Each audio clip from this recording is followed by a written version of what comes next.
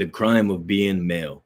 There's been some pushback to this in our red pill awakening, and not all of it is the result of the manosphere. As hypergamy becomes more openly embraced in a larger social respect, more men are made aware of their deliberate conditioning to accommodate it. What men choose to do with that awareness is up to them. But the response from the femme imperative to this awareness is to criminalize or make toxic the embrace of conventional masculinity on the part of men. It becomes hate crime to express any conventionally male attribute, but moreover, it's a hate crime to foster those attributes in boys. This is a potential danger for blue pill men in that the expressions of maleness that they display are one hand desired by women, but also a risk to their reputation or livelihoods if that expression is offensive to womankind. Red pill aware men have the advantage of knowing women's nature well enough to mitigate the risk, but blue pill men will be stuck in a paradigm that puts them at risk for wanting to be conventionally masculine men. Again, equalist blue pill conditioning's purpose is to prevent men from assuming themselves as their mental point of origin. But once a man's disabused, once a man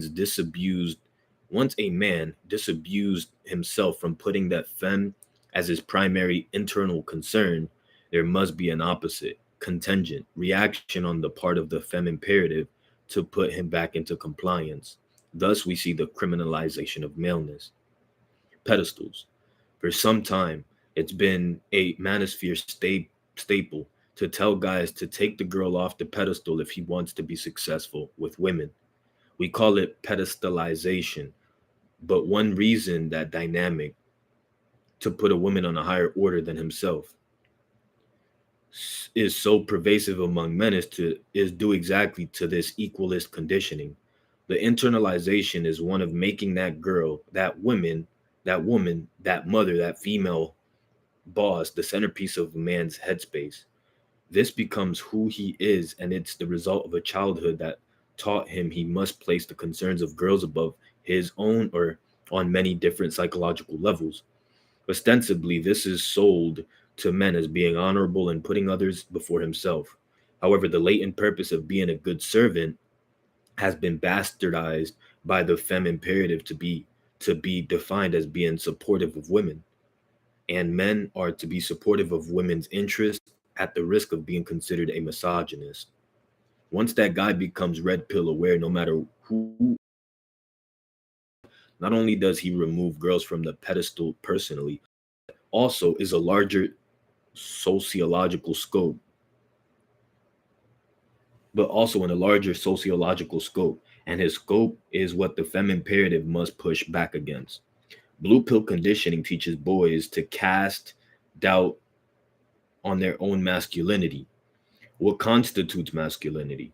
Is it a mask or a performance they put on?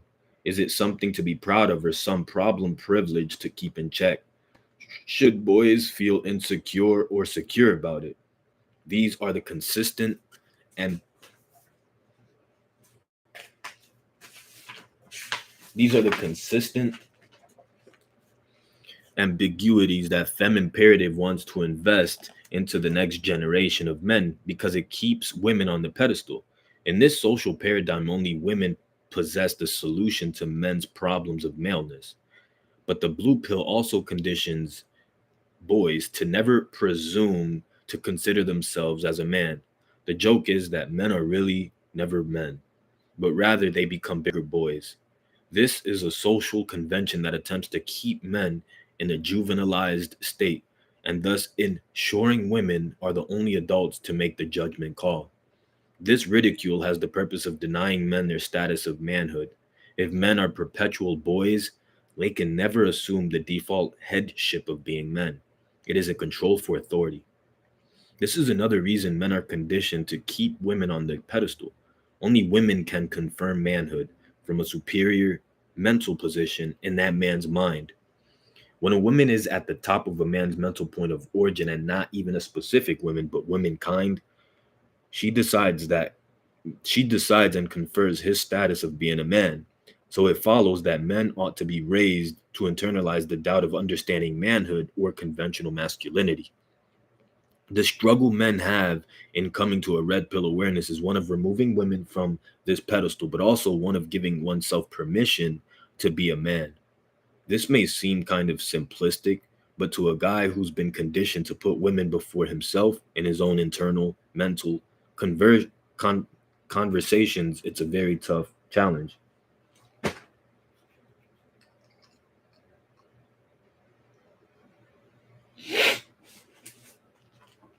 It's a very tough challenge.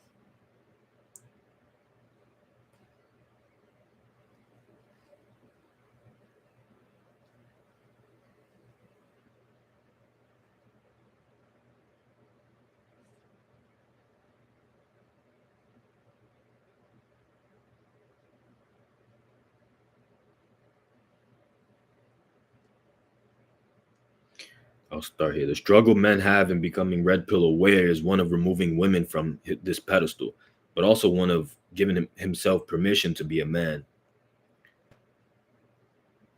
So they are conditioned to self regulate on many levels, but to generally put their own concerns beneath those of others and largely the feminine. They are taught to self sublimate by never giving themselves permission to be men in a conventional sense. Iron rule of Tomasi number 9. Never self deprecate under any circumstance. This is a kiss of death that you self initiate and is the antithesis of the prize mentality. Once you've accepted yourself and presented yourself as a complete douche, there's no going back to confidence with women. Never appeal to a woman's sympathies. Her sympathies are given by her own violation, never when they are begged for. Women despise the obligation of sympathy. Nothing kills arousal like pity.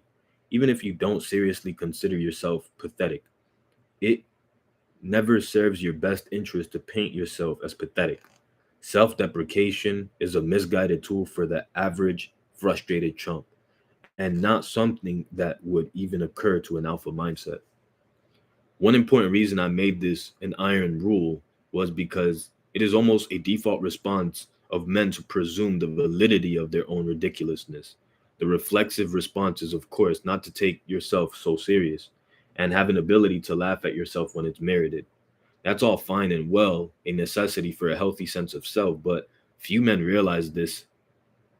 Few men realize their ease with self deprecation is a result of their conditioning to find themselves ridiculous as men.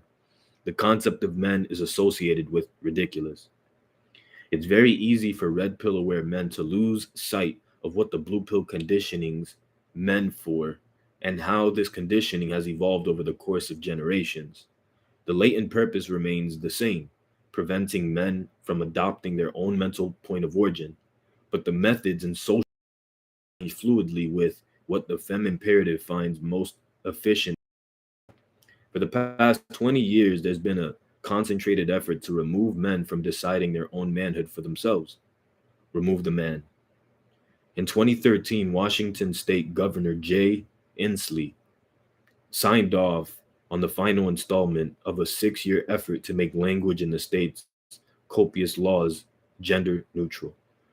The sponsor of the bill, Senator Jeannie Jenny Cole Wells' reasoning for initiating the 6 year endeavor was it brings us to modern times, to contemporary times. Why should we have in status anything that could be viewed as biased or stereotypical or reflecting and discrimination? Thus, words such as freshman, fireman, fisherman, and even penmanship are neutralized to first year student, first person, fisher, and writing skill. Perhaps the easiest way to grasp the process the committee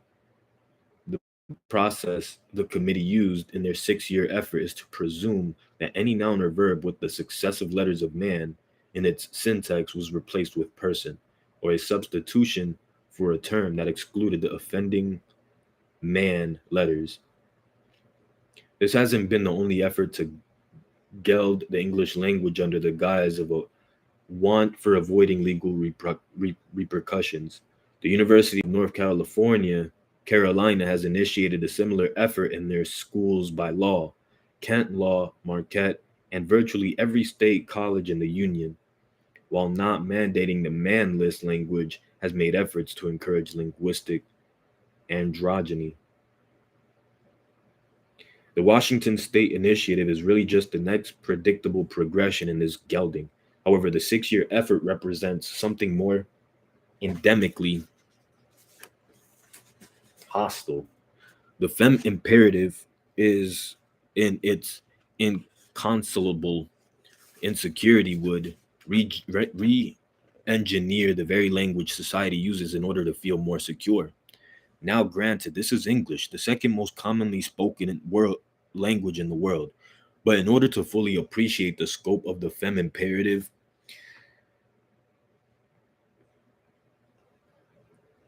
give me 1 second. We're gonna switch up. We're gonna switch something up. Keep growing. Remember, this is nonstop. We're gonna switch this up.